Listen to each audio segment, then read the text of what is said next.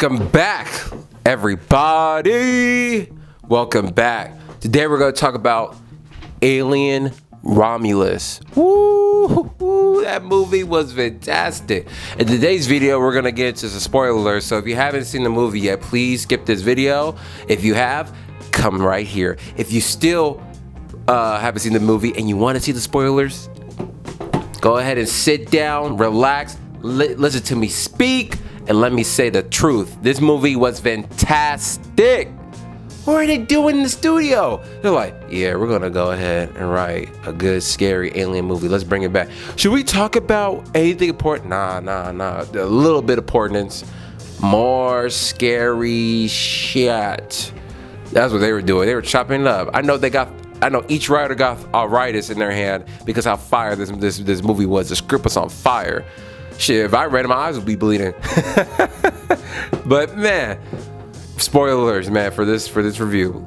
But this movie was great. I love the opening of the movie. It was just quiet. It did this great introduction, and I like how it gave me an 80s and 90s vibe of the movie because it felt like a familiarity of this film. Like you're just like, man, it's like because it felt so familiar to the first film, like the technology, everything like that felt great. I was like, oh wow, why does it feel like that? And then you're like, oh, this is a prequel. So it happened before, like kind of happened before because it was the first movie, but then this happened after that. So it's a few years after the first movie, which is like wow.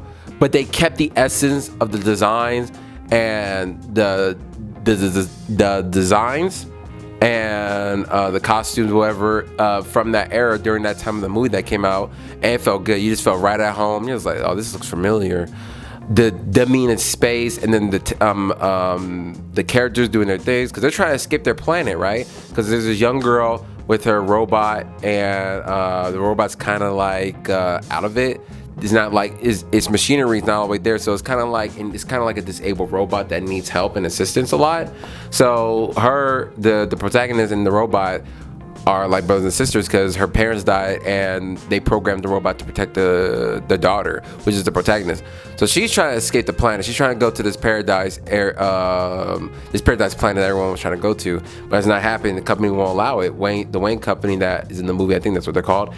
And she's like, whatever. Then she sees a group of friends and her ex-lover, and he's like, hey, yo, come with me. We need your friend. We need your brother. And his name is Andy.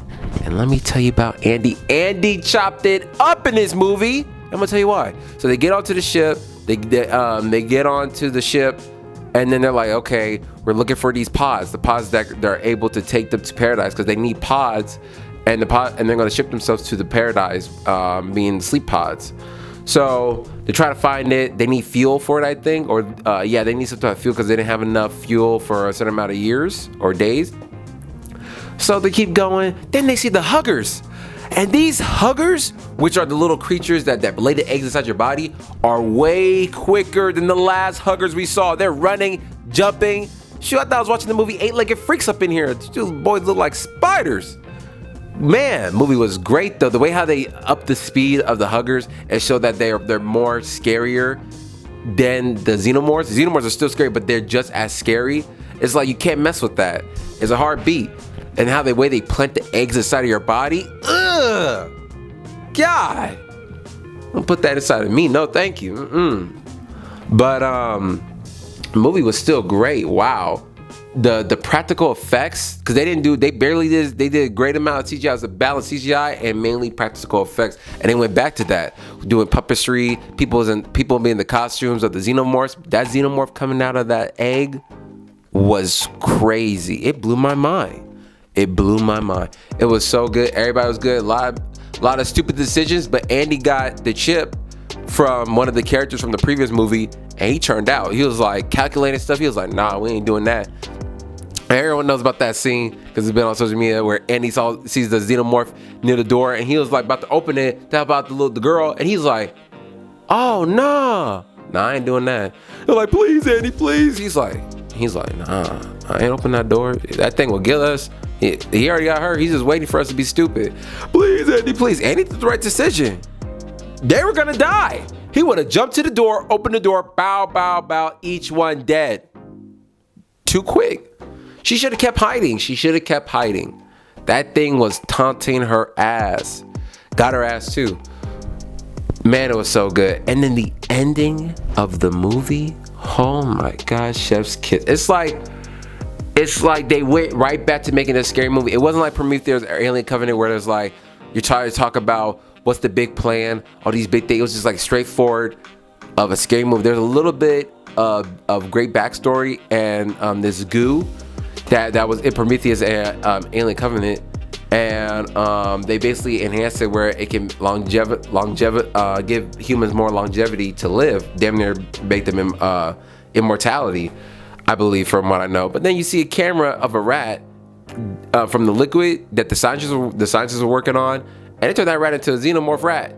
So they made a mistake. The girl shot herself. The girl who got captured by the xenomorph shot herself with it, and she turned out. This girl was already pregnant. She was pregnant, right?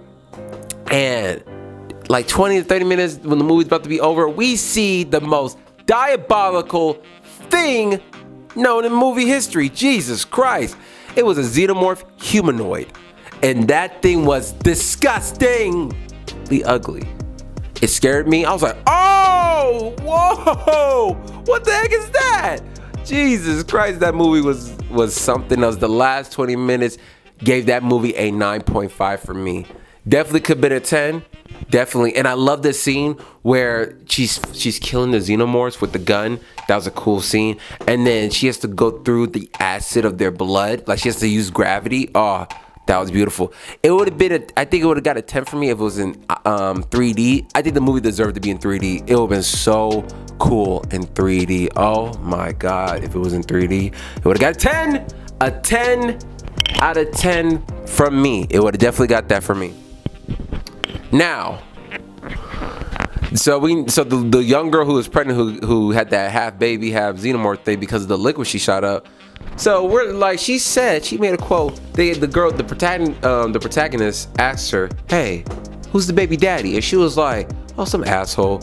And then we see a scene with her brother's best friend, which I thought it was, and they had this intimate moment of looking at each other. I'm like, they've been messing around, they've been hopping and hooping and stuff. but then apparently I found out from TikTok, like a Reddit quote, that from the director saying that no, they were messing around, and they're confirming that they're cousins, because I think in the movie they said that. So incest, they be thinking this is House of Dragon up in here. But then it makes sense too, because they live on a planet with no sun. I don't know how many people are on the planet, but there's a lot of people. Then they must have been really H for each other. You know, they've been really digging each other. Like, I know you're my blood, but like, you don't look. It's like, oh man, it's like what? So it's just crazy how that movie went. But I give it 10 out of 10. Everyone should check it out. Get your best popcorn. It was a great movie. I love every bit of it. The director did his thing. I hope he makes more movies out of this, or other movies I'm definitely gonna check out. And they should make more Predator movies, because Prey and Alien Covenant. Prey and Alien Romulus is good. Oh, and I love the ending. They get the iconic theme, and then it spelled out then it showed the movie. It said Alien Romulus. Oh my God. And also too, they were foreshadowing baby stuff. Like if you look at the movie, you kept where they were showing the ship was called Romulus, and it showed a pig or some type of animal feeding its babies. So it kept foreshadowing what was coming. So it's always the best thing I learned about movies is to always look around the scenery, because the director will point you somewhere, but it's really just something else in the corner. So always look around. You might find some Easter eggs that can help you solve the movie or learn about something 10 times quicker. That's my best advice, because that's what I do all the time. I'm like, because I noticed down the door like babies, and then it went from the girl being pregnant to having that xenomorph humanoid, which was crazy. It was tall, and I think it was like a famous potentially NBA player. I don't think he's an NBA player, but like what is he, like 7 foot, playing that creature at the end, when she did a phenomenal job, because he looked freaking terrifying. Movie was great. 10 out of 10. You're gonna hear more from me Everyone have a beautiful day.